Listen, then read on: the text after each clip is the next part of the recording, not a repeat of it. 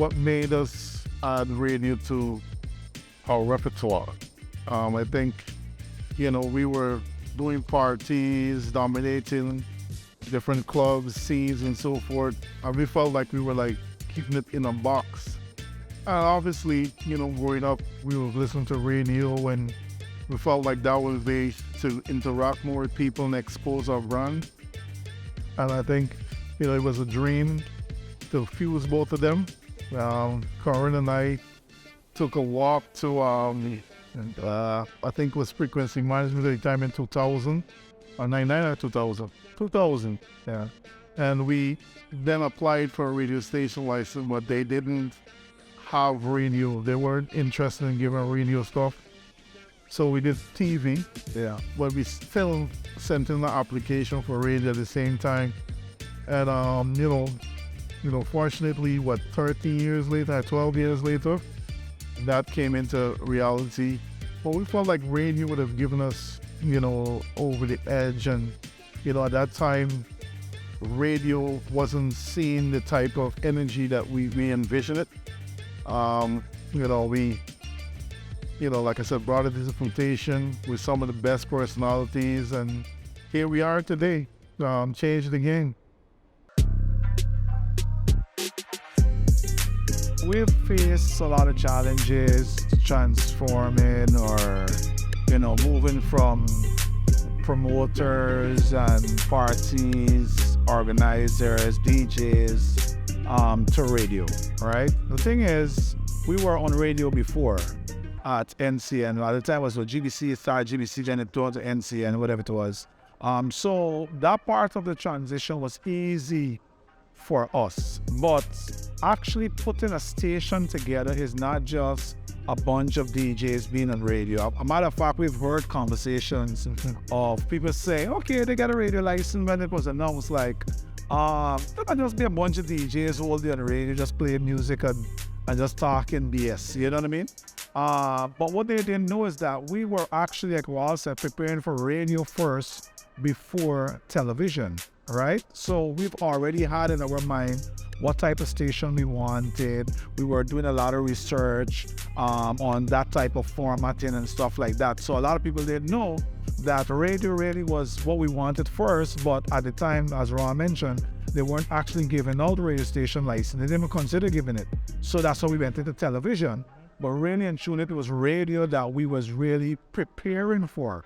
So when we got the call in 2012, no, it was actually 2011. 2011, yeah. When we got the call about, you'd be glad to the radio station, it was easy for us to make the transition because we had already started planning. But it was still challenging to really, convince not just the staff, but convince corporate Guyana that we could actually run a radio station and not just play music all day and just talk all day, but really run it as a structure. And I remember when, we started putting together our team, presenters and so forth, and started scaling, like, what the program content is going to look like, a song like, how we're going to do it throughout the day, because we didn't want all the programs to sound the same and stuff like that. Raw had the idea of, we wanted to have a morning show with not just one host, because at that time, that was basically the regular thing. Yeah, station went off, and stuff, issues and whatever. So we came out with the station. People were kind of surprised because, they didn't expect, a lot of people didn't expect that we could have actually pulled together a structure like that and run it like that. But, it's always going to be challenging. I mean, every year we face different challenges, a lot of changes in the market. There's a lot of changes in trends and stuff like that. So it's always going to be challenging, especially when you're number one. And to stay at that number one position is always going to be a very tough thing. You have to be able to adapt and change and stuff like that. So we were looking for, like I said before, when we, examine radio and so forth, it was just like basic. I don't know, many people remember Pancho Kuru and stuff like that, but it was basically traditional. And Ghana was changing to an extent, young, vibrant. We wanted people to interact, personalities and so forth. And like everybody can have a program, but people gravitate towards the personality. Like you have a guard, you have a Phillies, you have a Kilo, and Chicken Man, and you got casual. So you felt like, when we were picking these programs and personalities, we were like, how they're gonna how people are gonna react when we implement this person or that person. Current, another brother of mine, they had, people in mind and how we fit it.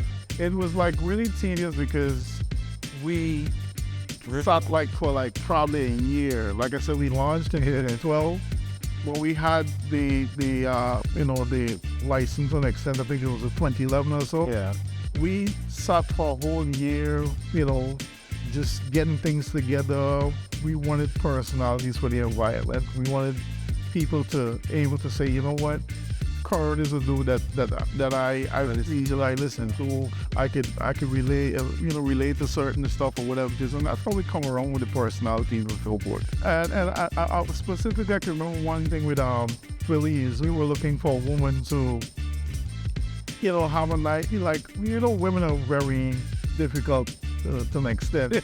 And we wanted a woman that we can interject and women can accept her and they can have a conversation. And we looked the whole terrain for God, and he came up with this girl, Feliz. I was like, Feliz? Yeah. So I think that she was away. I actually met her while we were doing the GT&T Jingle and Song competition. And we had an audition for a host.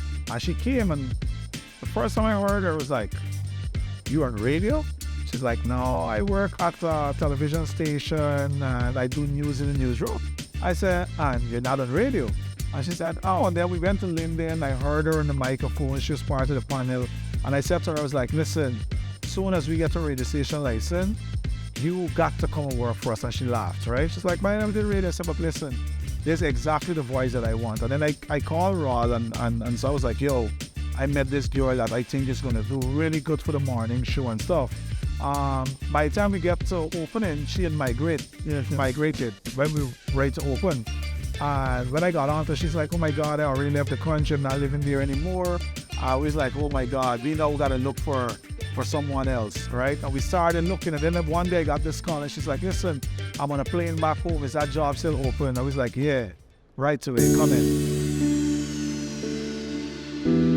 Yeah, yes, I would never forget. I sent that email to Kerwin. Like in 5 minutes, he responded, and his response was just like a few words, yes, come back. And and that's where it all started. I got on a plane a few days later, and from the airport, I went straight to Hits and Jams, and I did an interview with Kerwin Ballers, and at the time, our producer, Tivia Collins. And I told my mom in the car heading to the interview, I said, I don't care if these people hire me to clean their floors. I am coming home to do something for myself and my son. And that's where it all began. Working with HJ has been the best thing I've ever done career-wise. And to this day, I feel like it's the best decision that I've ever made. As we grow older, we make dumb decisions. I've worked in so many places, and I think that I was struggling to find what felt like I could do this. When I got into media with NCN a few years before, I felt comfortable with media work, but I didn't feel comfortable in that place because I felt very stressed out. I was an editor at the time, and I was like, this is not for me. But I knew that I had a voice that I love using and, trying to be this voice of reason and goodness. That's what I was hoping for. That when people hear my voice, they would think of something good and be happy. That's all I ever wanted. And I feel like making that decision to go to 94.1 radio was the best decision I ever made, because from there, my life changed. Like in so many ways. I've had opportunities, I've done things, that I never dreamt that I would have done. One of the best days of my life was meeting John Legend. Yes, I met John Legend, and I hugged him, and he hugged me, and he smells so good. Sorry, Chrissy, but your man smells good. And I just remember that day when I was driving home from that. I was like, God, look at how I could have never had this opportunity if it wasn't for HJ. I'm so grateful for everything I've gotten through HJ. I hosted a Miss Universe pageant because of HJ, because I wasn't going to do it. Girl, please. I was not going to host nothing.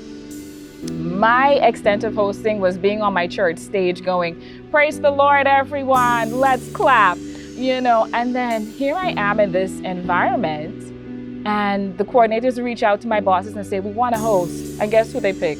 My bosses go, Bellies. And I'm there. I turned to my manager at the time, Monique. Monique, I love you so much. I was like, Monique, do it. Like, we had such a big laugh. I was, girl, please, me, Miss Universe, please. I barely wear makeup on a regular basis. And and they practically forced me to do it. And since then, I haven't stopped hosting stuff. I've hosted so many pageants. I've hosted so many events, stuff for the IDB. Hello. I never thought those people would reach out to me.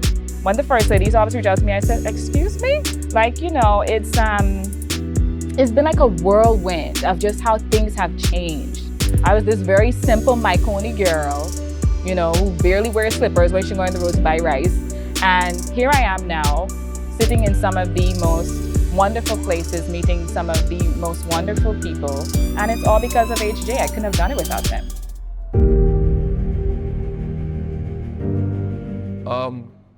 Since working at this radio station, I have been privy to a lot of physical fails in life. And my last physical fail, I was down for maybe about 9 months. And the way that my team from 94.1, and I'm not saying that no one else in the country came to my aid, but these guys made me feel as though I was their family at one point in time, and they continued to do so ever since then until now. So I think that if this is supposed to be a sell for someone to try to be a part of our team, I think 94.1 is that family that everyone is probably looking for or would like to have as an addition to their family as well.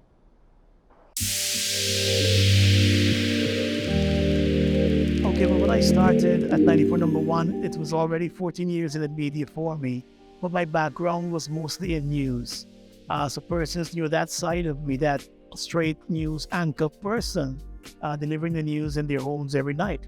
The morning shift was a different thing altogether for me. My alarm goes off at 4 o'clock. And so what has I been able to do over the years, the past 10 years, is sort of connect me more with the public. They get to see the personal side of me.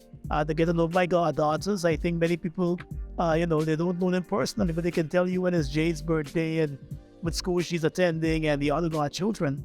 And it sort of brought a closer connection to members of the public. And through that, I was able to sort of build and further develop my work as a media practitioner because then I added radio to the field. When I started at 94 number one, I had no experience in radio. That first day being live on radio was something very different for me because in television news, you do everything pre-recorded and then just fit everything together in time for the airing time. For news, it's 3 hour live. So everything you say for those 3 hours, it goes out there. You can't pull it back. It's already out there. And so it was a challenging task for me, but I was able to weather the storm, and I'm very happy about that. I remember one time I was reading the news live on the radio, and I made a mistake. And like I would normally do when I'm doing television news is make some stupid sound to mark where I made a mistake and go back. And I forgot I was on radio. So I started reading and I go, oops. Then I go it again. Then I realized, hey, this is live. So it was a bit of a challenge. But I learned too from some of the people I worked with because my first co-host was Norier Gerard, who had a lot of years in radio broadcasting. And I also had friends who worked in radio broadcasting. So I sort of pulled from them and their experiences and sort of put that all together and sort of build a better and bigger brand. And I think, when you look back at radio and you look back at 10 years of 94 number one, you can look at that, building the 94 number one brand as well as building your own brand. Now, that is what I was able to do. And it's been a good ride so far.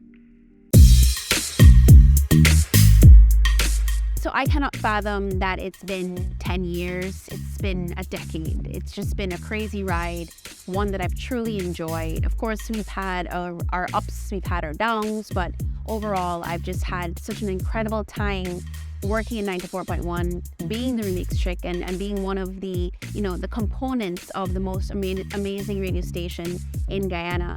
And to know that I played a role in not shaping, the radio culture in Guyana, but the entertainment industry in general, has just been unfathomable. And I'm so grateful that I've been given this opportunity, not by just Kerwin, but by the other directors of Hits and Jams. And in terms of the impact, of course, I've been afforded so many opportunities because of radio, because of the fact that, people know me and hear my voice on a regular, and I've received calls, I've received emails, I've received offers, and I'm eternally grateful. Before I became the remix chick, I was doing an interview on a radio station, at the time the only radio station for company JR Burgers. We had just introduced a product and I was doing some marketing consultancy work for them.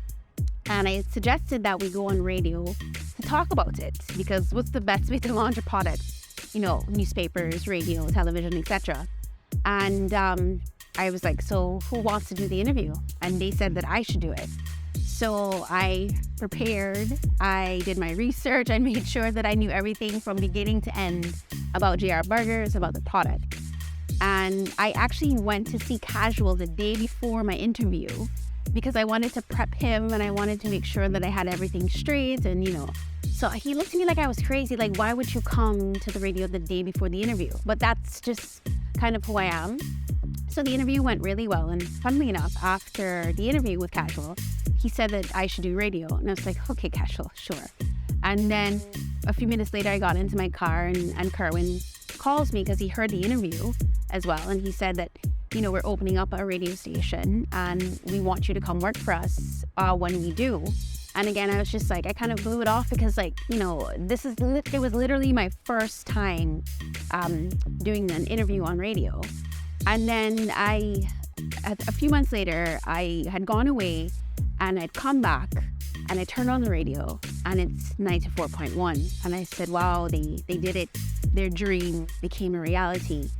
And I called Kerwin. I said, okay, well, let's try this. And that's just kind of how it started. But initially, there were two of us. It was the Remix Chicks. And yes, so not many people know that. And my friend Dana King, shout out to you, Dana. So she actually came up with the name the Remix Chicks. And she had to go back to Miami to school. And I spoke to Kerwin subsequently. And he suggested, he's like, well, if you should try to do it by yourself. And I said, okay, well, if it's just one of us, we're going to have to drop the S. And that's how the Remix Chick was born. So yeah, that's kind of the beginning of my radio career.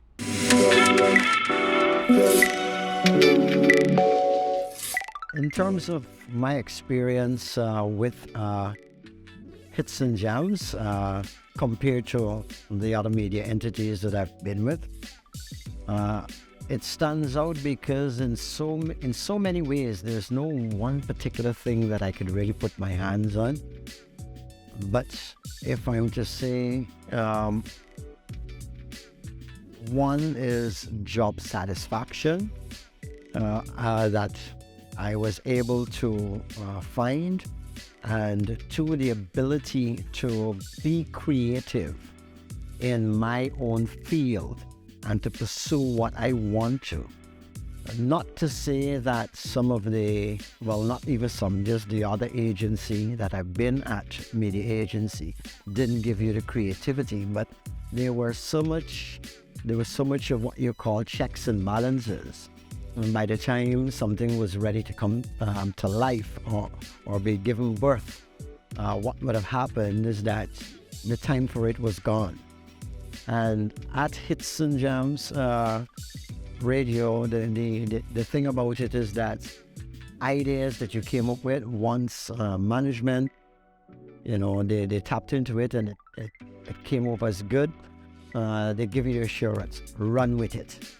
And that is what I liked. You were given the scope to run with things and For those who know, for example, I was able to develop just by casually doing the hot seat, which became a household product, not only in Guyana, but throughout the diaspora, where persons tune into the radio. To be able to not just, as much as it is an entertainment station, you were able to give people content that made them tune in and they were riveted. And there was no one bullying me and saying, well, okay, ask this, or you have to structure it this way or what.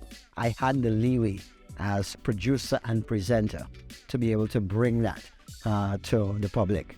So I really should say that it's been an exciting time, and it's definitely different, and it continues to evolve.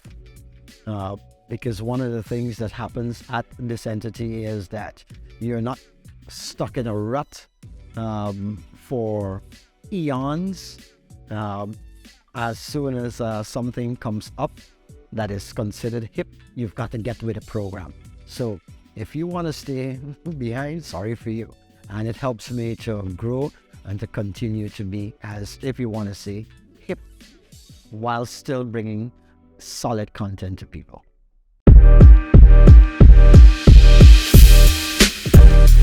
First and foremost, as a DJ, relevance is important. And at the time I was drafted to work with the radio station, it was around the pandemic, and they had much parties. Most of the events at the time were we would have called secret location. So, you know, you couldn't have a chance to actually put your face or your name on a flyer to hide the identity. But what they would have done for me is give me that chance to let the public know who I am, who's this DJ that they probably would have heard about before. And working here, I would have even gotten my own identity, not just as DJ Larry, but persons on the road would have seen me and said, oh, that's the guy who do the topics on the evening time.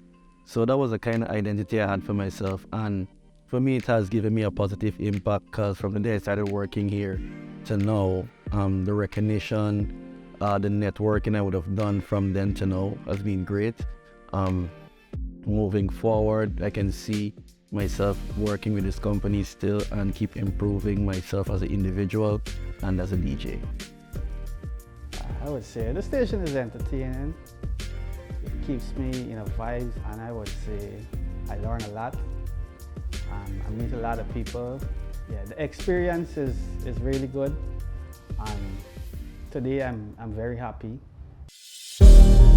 Being here from day one, from the radio station, it impacted my career in many ways. It opened a lot of doors to me. When I mean a lot of doors, I get to work with a lot of big companies and also get to sign with some of these companies. Of course, you know, I have one of the number one program, I would say, in the night. You know, from 9 to midnight, it's called the Energy Night, where we put more energy into the program, you know. You know, it's like people are from work and all those things, you know what I'm saying? So we want to give them that vibe, you know. So we never stop juggling until 12. So that's why we call it the Energy Night. We always give them that real energy. And also working along with the team is like, I won't call it a team, I would call it family, because everybody at AJ, we are family. You know, it don't matter how long you're working with AJ for, but once you're part of this team, you automatically turn family. 10-year journey was fantastic. All right, what time is it? Who's in the building? Yo, this is DJ Keto, the girls and Teddy Bear. And I want to start off first by saying Hits and Jam 94 is a beautiful company.